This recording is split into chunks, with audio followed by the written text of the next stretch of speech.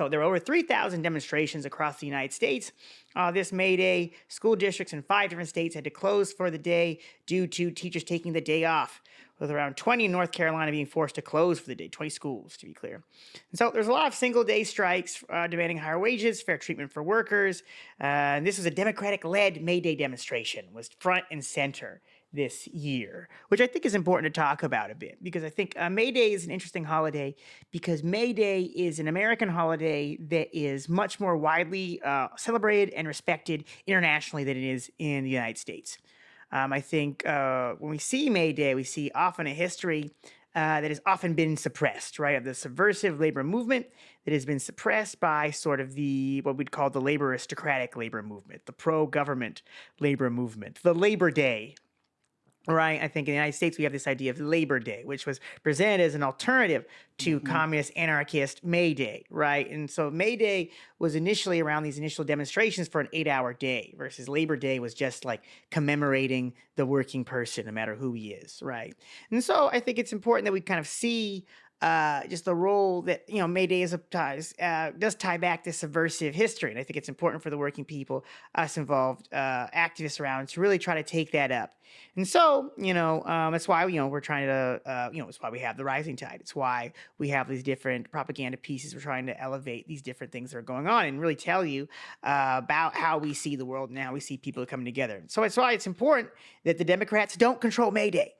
Because when they control May Day, their whole goal is essentially to prevent people from making these connections to the revolutionary history, right? It's the same thing with basically No Kings. And I think, Democrat, indivisible May Day and No Kings is essentially synonymous. In the sense, it's trying to get a big group of people together and then basically subvert their demands into very simple ones that the system can stand. And we know what the No Kings, DNC, May Day demands are, right? It's all, and I think this is an interesting thing about May Days. A lot of these demonstrations were almost dominantly around immigrants, right? So just, getting people to vote, getting people to trust in courts and the democratic process, right? And then to be nonviolent, right? And so basically the idea that to be these things, right, to do something other than voting, to do something other than using the courts, and to be anything other than totally peaceful and harmless is actually to subvert everything this great holiday stands for. And I think, we should actually oppose that. And I think it's important to see that at this May Day, that despite it being led largely by Democrats and a lot of these establishment demonstrations, there's still some good labor demonstrations. I think for one, there was a demonstration over at San Francisco International Airport, where 25 people were arrested, including Connie Chan. Connie Chan is also running for the congressional seat of the San Francisco Bay Area against a lot of other DNC shills.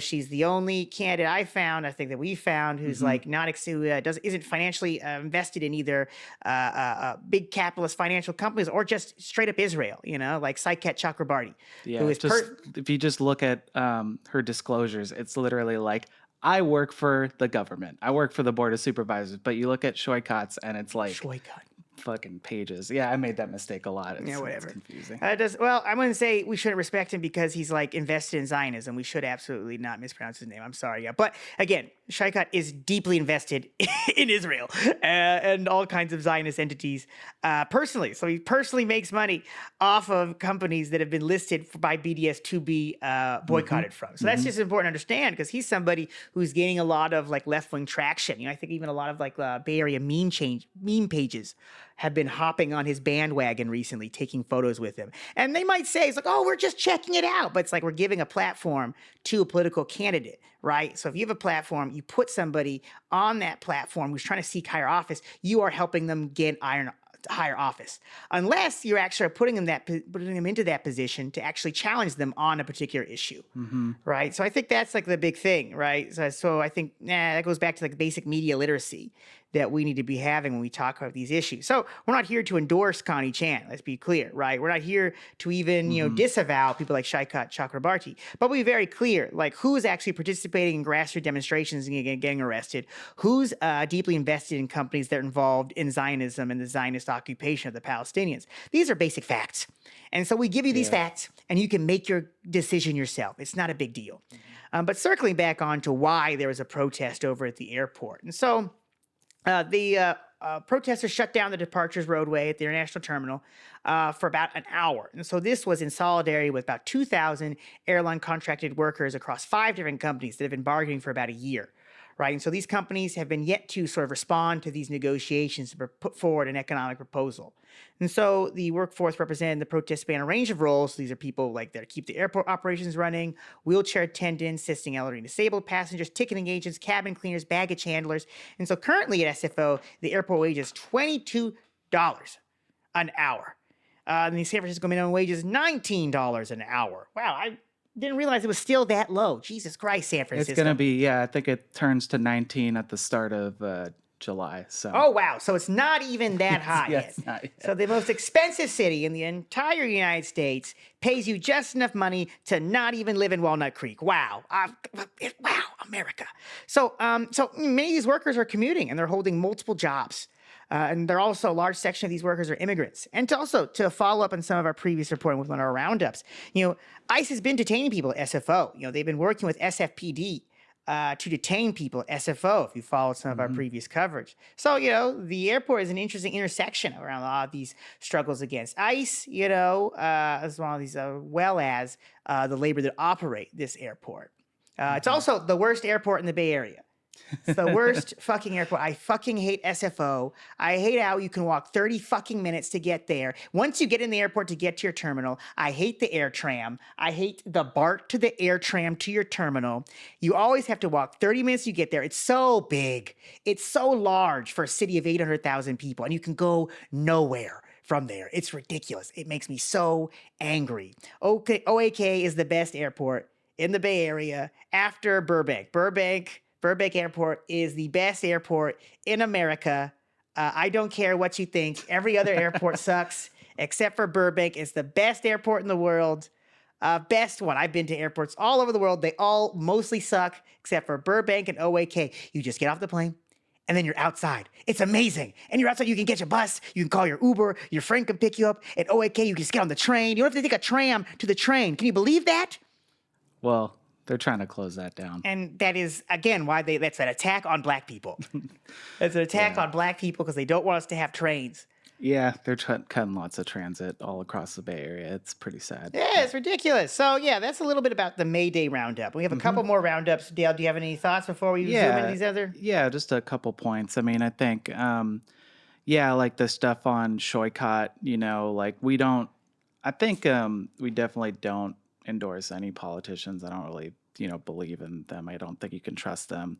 I think it is important to note that Connie Chan did get arrested at this protest, but also Raphael Mandelman, Mandelman is always somebody who's touted himself as a labor progressive person. And then once he got in office, he just turned into one of the most reactionary people on the board, And so I think although it is significant that politicians would put themselves in this position to get arrested, they also understand that they're enough of a high profile that they can, weasel their way out of it pretty easily. Yeah, they're kind of also not paying any tickets. build their image in some way.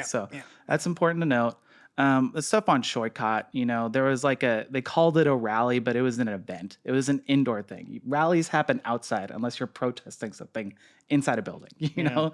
And sorry. There's no catering at rallies. Yeah. Inside, So and I think at this one we saw, all these different meme accounts that dip their toe in politics in the Bay Area showing up, standing for Shoycott. I think Hassan Piker showed up too. And I see people across the country too being Shoycott's our guy. And I bring up this really basic point. I'm just hey, this guy supports AstroTurf candidates that, try to dethrone people who are more progressive. This guy makes money off of I want to say Blackstone, yep. Blackstone, all these different things, and so it's and he's also worth hundreds of millions of dollars and dumping millions of dollars in ads.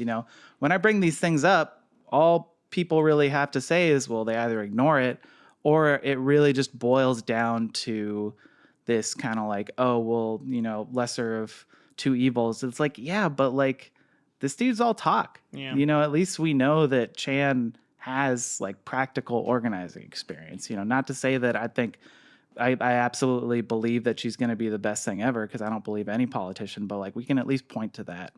And so I think people really keep saying it. You got to be skeptical of any of these politicians, especially when they have tens of millions, if not hundreds of millions, or in some cases like Tom Steyer's billions of dollars. Billions of dollars, exactly.